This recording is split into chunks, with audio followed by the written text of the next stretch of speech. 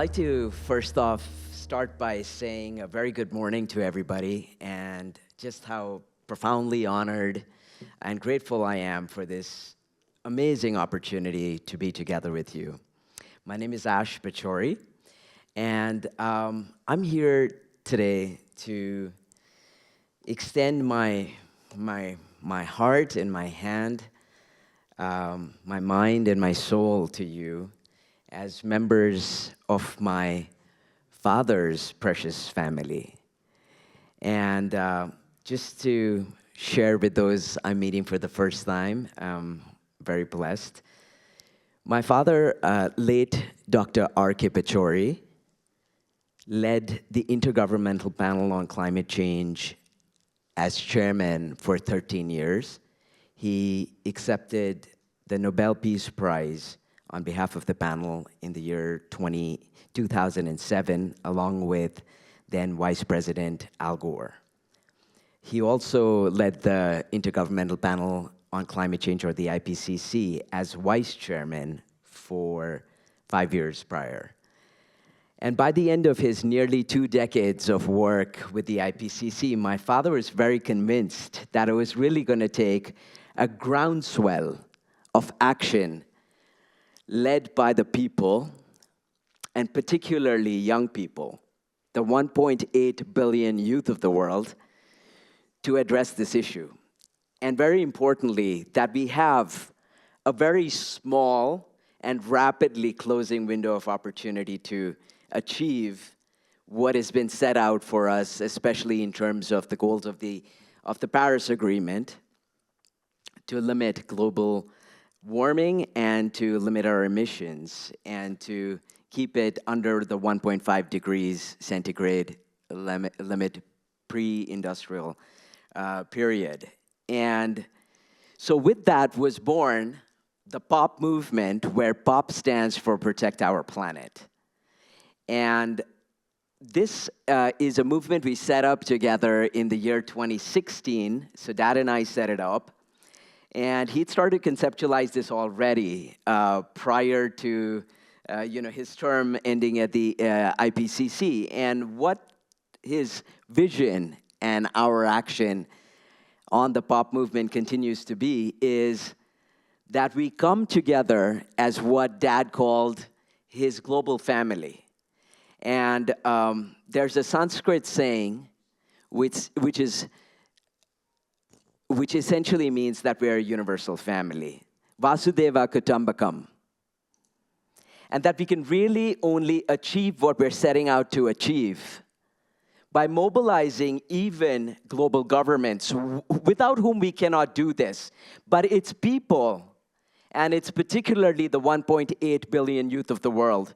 I have the good fortune of speaking after some extraordinary speakers, Sheila, and we can. And really, I want to say that with the POP movement, we call it Youth Can, where CAN stands for Climate Action Now. And our tagline reads, Youth Inspired by Knowledge. And that is about coming together, using the science of climate change as the fundamental premise of guiding that action. And today we are at this very important meeting. Chip, thank you very much, Jonathan. I'm really hugely honored. I want to say with the 1.8 billion youth of the world, 50% nearly are adolescent women and girls. Our approach to achieving action led by the youth of the world is participatory. And yes, that takes a little longer, but it goes much farther because communities own the action that they take. And so what does that really mean? It means coming together as communities around the world where we identify what the local issues are and then what those solutions are. And it means mobilizing communities so they amplify their voices in the process and identify solutions that are locally applicable, not outside in. So it isn't about going in and saying, this is what we need to do about X. It's about identifying what the issues are and then what those local solutions are going to be and in the process mobilizing communities so they own those solutions as well. And part of that, a very central part of that, is amplifying our voices. And if you think about how we have come to where we've come to in terms of our civil rights, and I want to say with the POP movement, a fundamental premise is we are founded on equity and justice. The most vulnerable communities are those that have done the least to contribute to this issue, and I won't go into that a whole lot, but what I want to say, as a human family, to secure human security and climate action in the small and very rapidly closing window of opportunity that lies before us, is amplifying our voices, the wisdom, the indigenous wisdom we are so blessed to have, the values, and very importantly, changing our mindsets in terms of this action that we need to take. And to do this, I want to say our course of history has changed rapidly when we have come together as a global family. I know we'll have an opportunity to talk much more about the POP movement as we go along, but based on what I know my father's message to everybody here will be, let's join minds, hearts, and souls and come together and POP, which is protect our planet, our people, and speed is irrelevant if you're going in the wrong direction, as Gandhi said. So with that, I fold my hands. Namaste from my heart, a prayer to yours. Let's join hands, minds, hearts, and souls and protect our planet.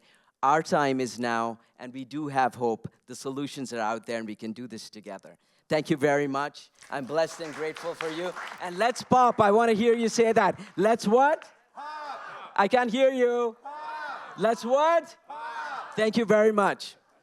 I love you, my global family. Thank you. Thank you. It's such a privilege to be here on Indigenous Peoples Day. My name's Jayashri Wyatt, and I'm the Chief of Education Outreach at the United Nations in the Department of Global Communications. I am here in my personal capacity, but with that being said, some of the things I'm really interested in are ways of knowing and understanding what truth is and what wisdom is. I'm interested in the dynamics of power and how these dynamics impact lived experience, particularly for individuals who are marginalized by the vestige structures of colonization and systematic racism, misogyny, and other forms of othering. I'm really interested in how narratives and representations within narratives and history itself shape our human consciousness, our cultures, and our perception of reality, and in fact, who we are. I want to give a brief primer on the SDGs. The SDGs from the United Nations were created in 2015. They were made up by the United Nations member states. They're also known as the global goals. And I think what's just important to remember as we embark on this conversation around human security is that these are interlinked goals.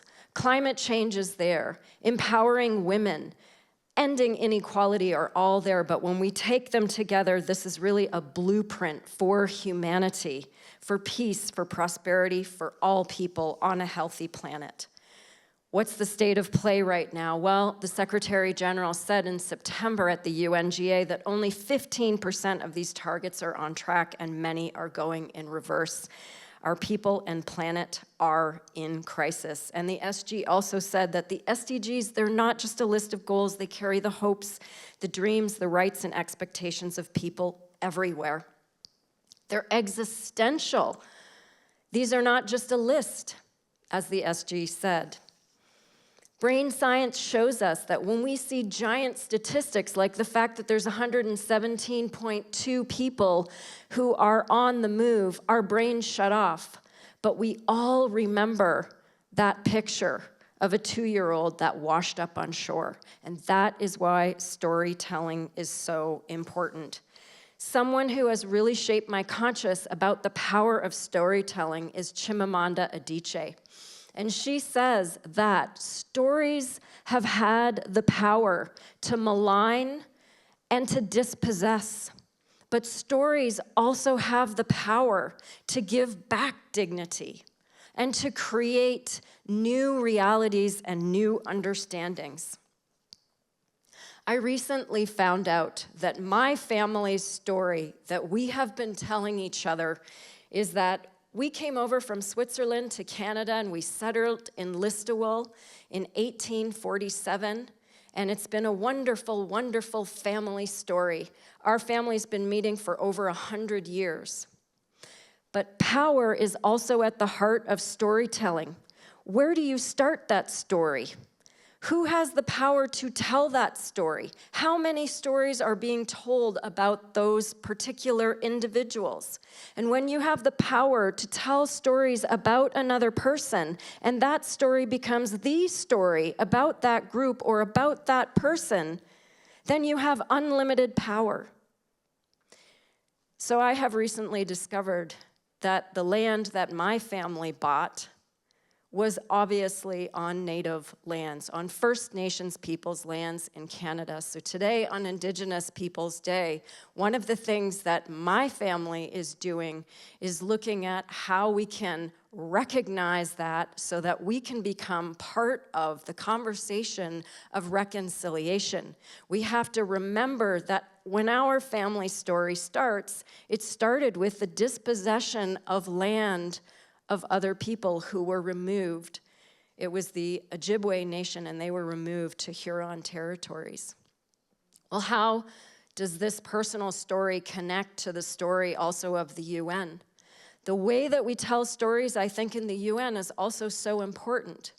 The Security Council will invite a child soldier to tell his story, or women from the Yazidi who have been raped horribly in terrible conflict. Some of the items that were mentioned by the previous speaker with the UNFCCC and the COP, the Permanent Forum on Indigenous Peoples, where we remember the stories of the climate defenders who are often women. We have to be willing to listen to stories of others. We have to be willing to be in conversation and dialogue when it is uncomfortable, because that is the only way that we are going to be able to transform our consciousness and the stories that we tell ourselves to be able to transform our world. And my call to action to you today is, what is the story that you and your family have been telling yourselves? Have you listened to another story that is helping you to redefine your story into our story? Thank you.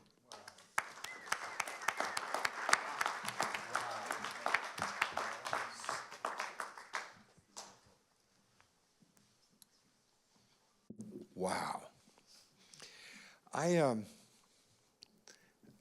have a criticism about our day.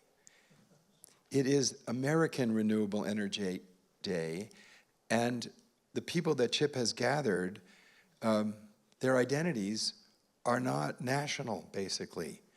Your identity is basically the border of your heart's caring. Treat your neighbor as yourself was a very local concept when it was first stated, but today, in this audience, neighborhood is a moral location. It's the whole planet. And discussing with people here, their concept of identity is basically borderless. In fact, maybe we are the movement of hearts without borders. That's kind of the reality. That's the reality that I've seen in CHIP's vision of how the world is.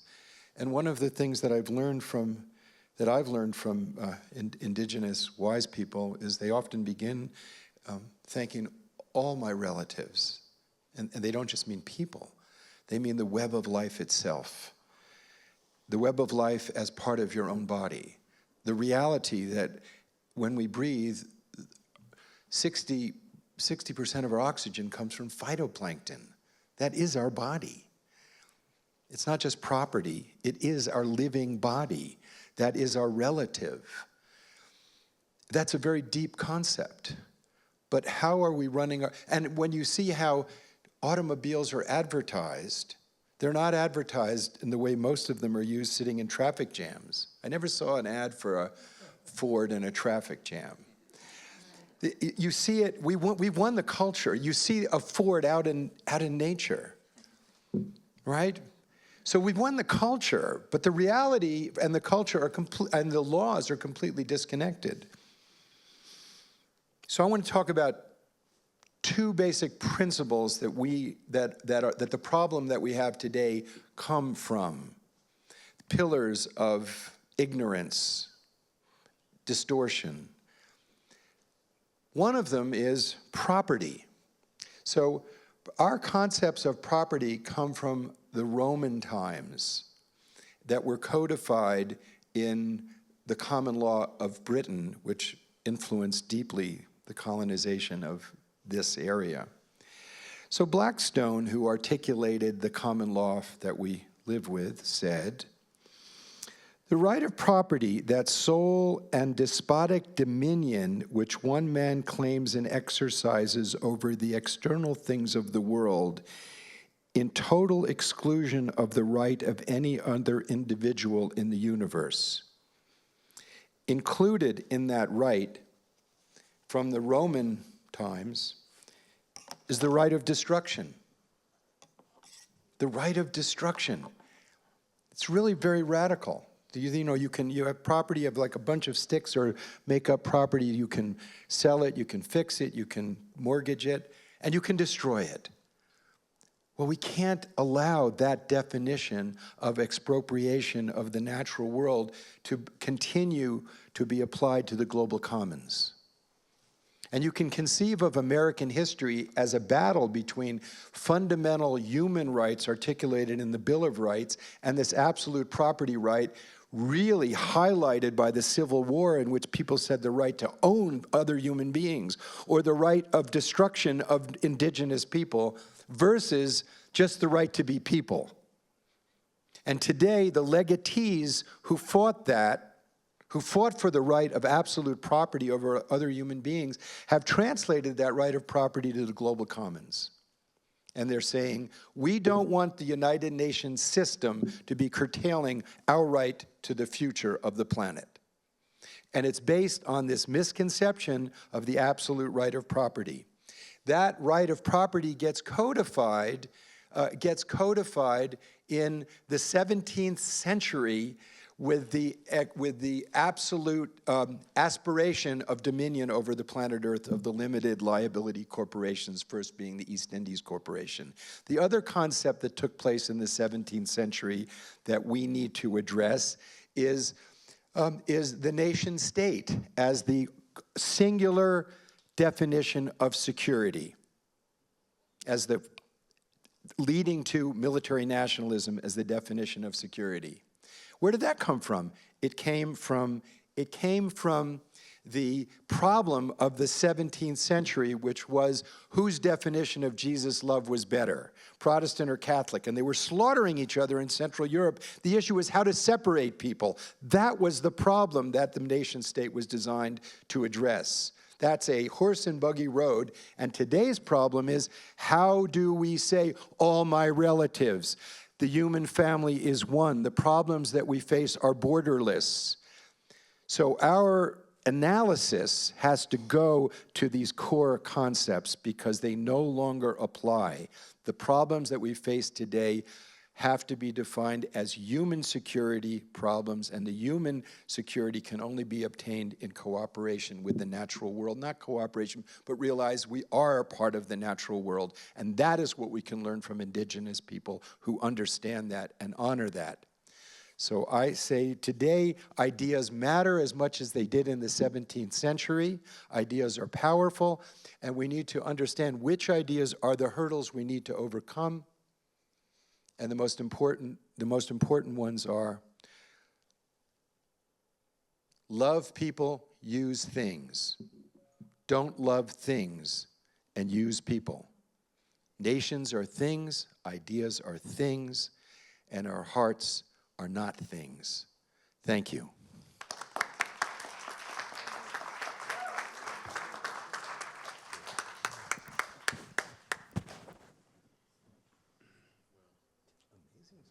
Oh, so now we're going to, you go first and respond to our talks, and then we'll respond to each other. Sure.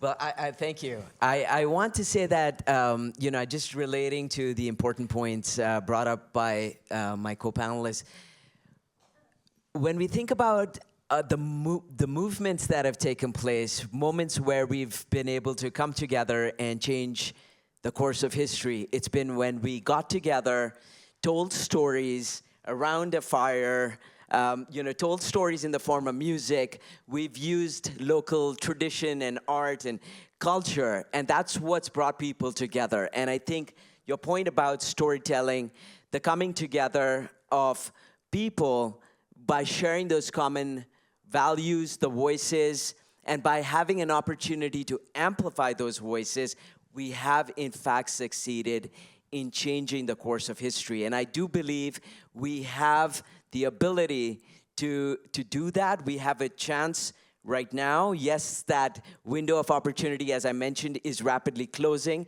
but we do have the ability to go back to who we are as people. And some of the previous speakers, in fact, mentioned, looking at Bhutan, for example, looking at happiness rather as an index for progress and development. And I believe also love, the importance of coming together, compassion, and developing economies around that are critical. So I want to say, in relation to what my dearest Jonathan has brought up as human security as a human family. And that means going back to some of those fundamental values, where it isn't dog eat dog, it isn't you versus me, it's about us, it's about love, which is a fundamental binding of our hearts, and it's about those voices, those values, the wisdom, and the coming together. And I think that means rethinking how we've been going about doing what we've been doing. And I just want to say there is hope. And I think I'm only going to bring up one more instance, which has been about the pandemic with COVID. There are lessons to learn, and we know when we want to come together, we can come up with the solutions. And climate change, yes, is already here, but I also want to say it's the health of the planet and it's the health of our future, our current generations as well. And they're inextricably linked. So I won't go into too much more, but I want to say, if we join hands and we join hearts and we join souls, we can make this happen. Thank you. Thank you. To my co-speakers, yes, thank you very much for your interventions, as we say in the UN, for your words, for your thoughts, for your reflections. And I think, indeed, if the world was already perfect, it wouldn't require our love, our compassion, our dedicated action. But I think today, on the Women's Day and the Indigenous Peoples Day as part of this, I would certainly be remiss if I didn't reiterate the two earlier speakers who really shared with us that, the way that climate is impacting the world, it just doesn't treat people equally. Those who are already vulnerable, those women who are on the front lines, they are the people who have done the least to contribute to the problems that we have, and yet they are the first to pay the price. And so I think, I reiterate that women need to be at the tables.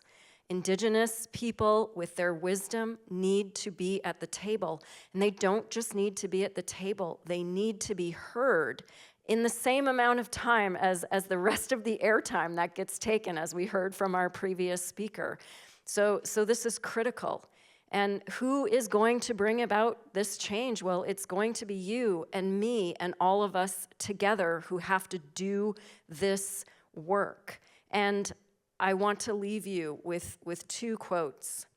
One by Margaret Mead, who said, "Never doubt that a small group of committed individuals can change the world. Indeed, it is the only thing that ever has." And the second person I would like to leave you with today is Wilma Mankiller. And she said, "The secret of our success is that we never, never give up." Thank you.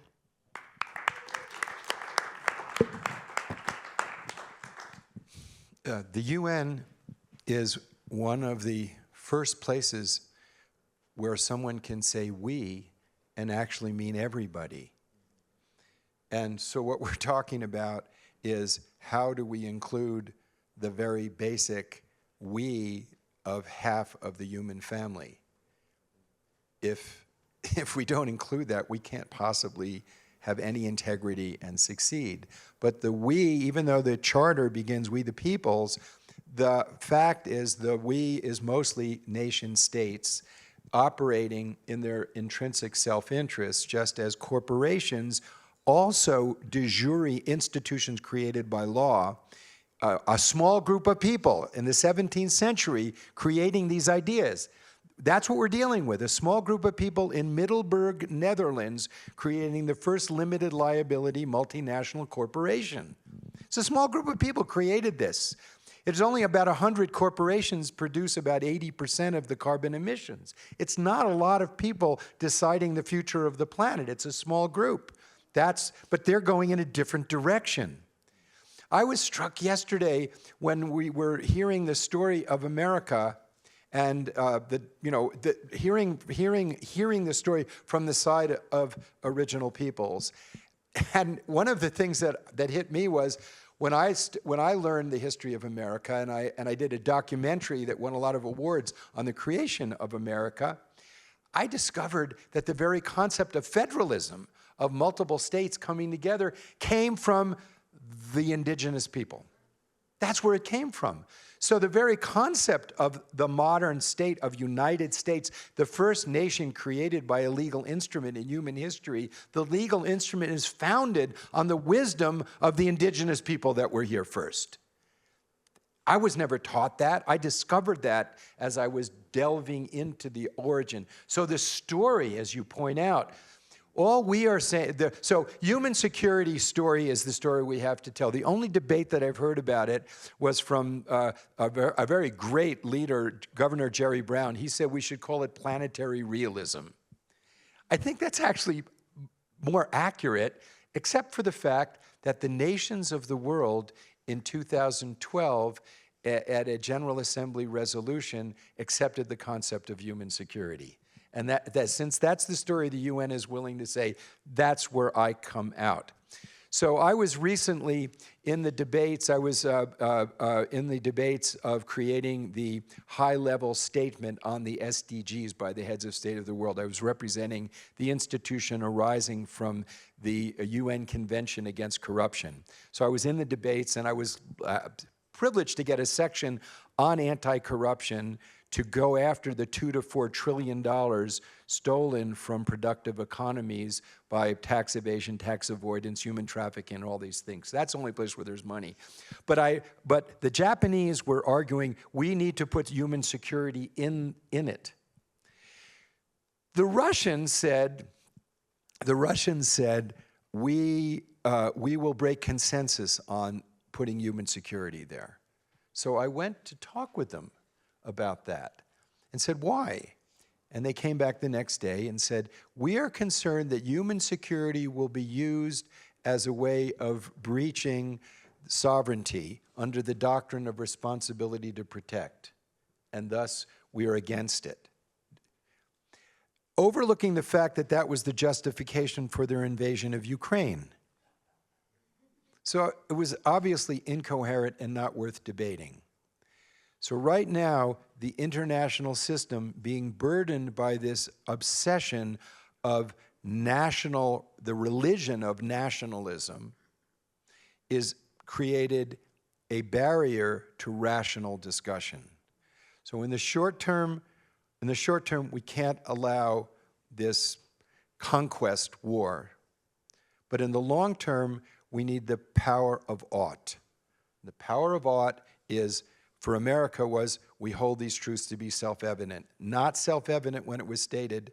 Women weren't included. Indigenous people weren't included. Men without property weren't included. But that power of ought has guided us since, and it's now expanded.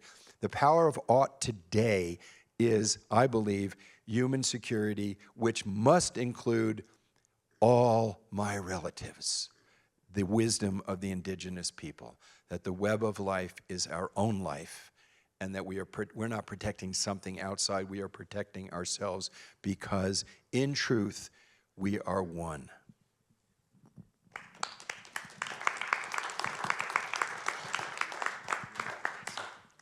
You don't go beyond one.